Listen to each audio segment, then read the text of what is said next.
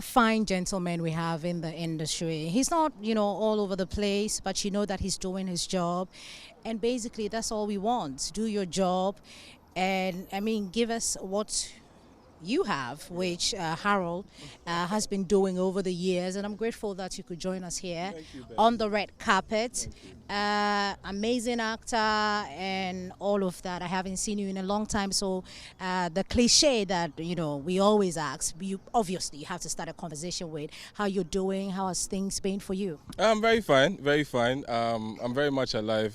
Just recently I've been focused on doing a lot of brand influencing, which I guess is the thing of the now, right? So yeah, I think that has taken a lot of my time these days.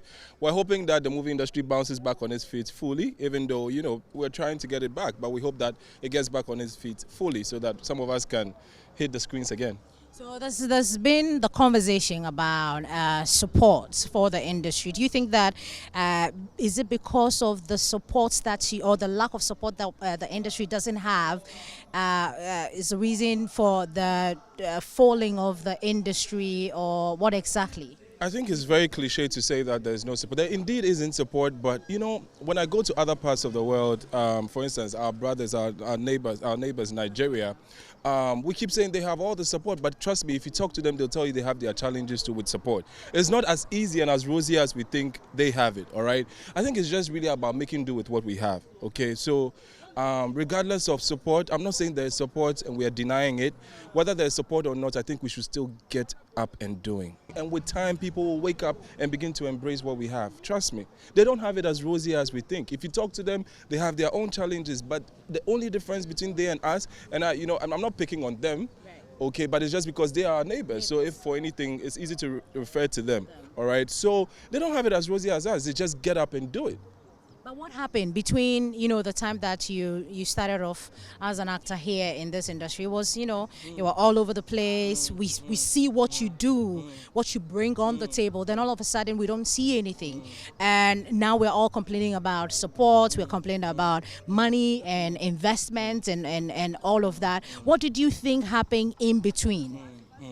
I think that, so that's a very good question, and it's actually one of the things that I've always talked about anytime I get to have a conversation on this topic.